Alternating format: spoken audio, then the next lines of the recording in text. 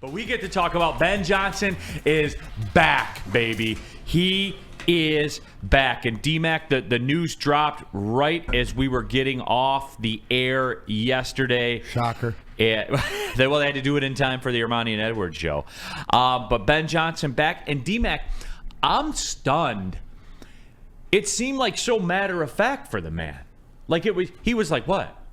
That was the impression that I got. I like the fact what are we talking about? Of one of his first calls was to his number one receiver, Amon-Ra St. Brown, saying, "I love this city. We're not done here." You know, the one thing, and we could talk about, is that Ben Johnson's in a situation where this will not affect his stock at all. In fact, when they go out and if they accomplish, winning the division or even not, if he has another season showing production as the offensive coordinator that we expect him to do with the talent that he has on the roster now and whatever Brad Holmes is going to add to him, it's only going to up his value. So he knows that. And, a lot of times too, Neil, is that a lot of times in life and in sport, everybody thinks the grass is greener. And I think Ben Johnson here realizes that what a special situation it is with the guys around. And these aren't just flippant, run-of-the-mill, I make a decision and not thought about. This is family. He's talked to his wife. He got the okay from his wife and about the community and stuff like this. This is a little extra caveat because this doesn't usually happen. What do we see? Across the rest of the league, coaches come up, boom, everybody gets interviewed, but there's that offensive coordinator's going there, this, that, they're usually filled.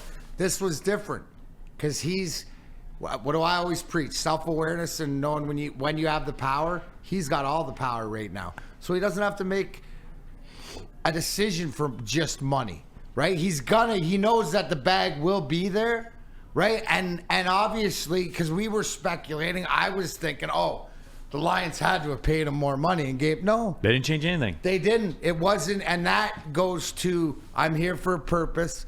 Gonna give it one more shot at it. I think this is a conversation. If I'm gonna take it into the locker room or into the coaching, the coach Dan Campbell talked about this. Ben Johnson talked about this. Now, to be honest, right? If I was going to lose one of my two coordinators, I would rather lose Aaron Glenn with the options of what we can do for the defense, right? So, I mean, and I really don't know if he's going anywhere because this could be a conversation between all the coaches to run it back. And you'll see that more. And what's different is because this doesn't happen as much in sports because no guarantees, right? There's no guarantees or whatever. There's no guarantee that he will get a coaching job. I think that he will. I think that he's weighing his options and he knows that he has control of the situation. And that's why he wants to be here. Wants to be here. No, make no mistake. Before I get to the chat thread, D-Mac, it's different because, look, when we were talking about this, I like to do the thing where I try to put myself in other people's places, right? Like you learn, you try to see what they're thinking about. And for Ben Johnson, you'd probably be looking at about a $12 to $15 million a year salary, probably 5 years guaranteed, maybe 6 years guaranteed. I mean, for what he turned away from, $75 million, 5 at 15, $75 million guaranteed. To say no to that it's incredible to me. But D-Mac, see, here's where I struggle is there are people like Ben Johnson. There are people like you out there. Because you and I have had this conversation many times. You tell your agent, get it done, I'm staying here. Period, end of story. Whatever that looks like, I'm staying here. It's something where some dudes are wired like that. They just are. It goes to show, I read into it is that there's the mission is not finished, right? And it's through all of them, and nobody's jumping ship. It's sort of like their game plan, and that when I always talk about coaching staff and team and culture being on the same page, to me, this this just screams that they're being on the same page and what they accomplish. Like, is this a different conversation if they win the North and maybe they win a playoff game and then, and then go out in the second round and stuff like this? But I think because they got so close in the taste of it and the fact that it was their responsibility, their lack of execution, that leaves, when you did it to yourself, that hits a little bit differently It's than tougher when to you deal were with. completely, dominated. Right. It's a little bit different. So,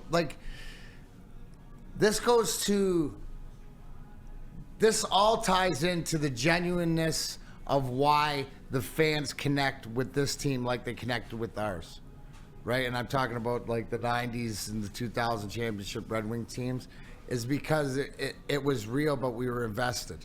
And it tells you when Ben Johnson does that and you bring up the fact that this is what he probably walked away from, goes to show you that to a lot of people, the misnomer about it's only about the dollar. Right. That isn't true in some regards. I think it's just sort of like the Gen Z or the millennial generation is you can't blanket them. You have to individually judge them, right? So this is a different situation because I don't know if is there another organization out there right now that you would think has the loyalty throughout it? Well, what's amazing about it, it's the NFL. Where there is no loyalty anywhere. The owners have no loyalty. That's why the players have no loyalty.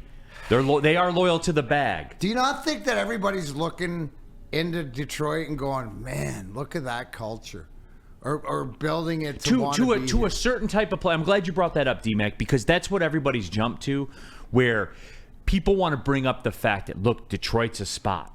Well, it's not a spot for everybody. No, and you know what? If you're not part of what they want, you ain't coming. Don't care if you're Jalen Carter, first rounder, Pro Bowler, this, that, Hopkins. No, dude, if you don't fit what we're doing, that's why when they bring guys in, you got to already know they're sort of vetted? Yes. They're vetted to the fact of the character. That's the first thing. Now, there's things that got to change, and you see it it goes down to the C.J. Gardner-Johnson where you can have a guy like that. Now, I believe, and I haven't even talked on this or whatever, but when he did that little bye-bye thing, that's like karma stuff, and I think they realize that they don't need that much over-the-edge guy, right? But they need that competitive factor. But maybe they do, because maybe they bring him back. Maybe they do, yeah. But that's up to them, right? And we got to, as fans and whatever else watching this, only they know what's best because they can do both. Absolutely. Right? They can have that. So it's, you understand. But I think everybody, that's a great point. Yeah, it is a destination where guys want to be here, but you need a passport to get in, bro. Yes, you do. You got to go through customs, and the customs is Dan Campbell, Chris Spielman, Brad Holmes. Cornelius T. in the WoodwardSports.com chat thread. Humility is needed with our coaching. We can't keep making the same stupid mistakes and blaming it on execution. Cornelius, they were 3 points short of the Super Bowl. What same Did I not stupid see mistakes? The ball in somebody's hands? What's the old adage? If you could touch it, you can catch it. What same stupid mistakes, Cornelius? What? They were 3 points away from the Super Bowl, bro. 2 years removed from having Trey Flowers and Jelani Tavai and Jamie Collins making $19 million to not play. I'm tired of that shit, man. What same stupid mistakes? Oh, you mean the same things they did that got them 3 points from the Super Bowl? We're done with that. We are absolutely done with that. Lou Way MF. Every time I hear family, I immediately think of Dominic Toretto. Lou, I do too. It's family. Dominic Toretto, everybody. James says Ben Johnson never really wanted to go to Washington in the first place. Washington was reaching hard. We'll never know. I know where he wanted to be the most. Well, here's in Detroit. the thing: it's not like Washington doesn't have some cheese to dangle over you with the second overall pick and the fact that they can make some moves and some good receiving core, very good receiving core. I would have thought that Washington with the new ownership would be more of a destination place than Carolina would have been. Oh, for sure. Bob's Big Boy. Anything for family. Facts. That was a pretty good Toretto right there. That was pretty good. Yeah, just right off the top of my head like that.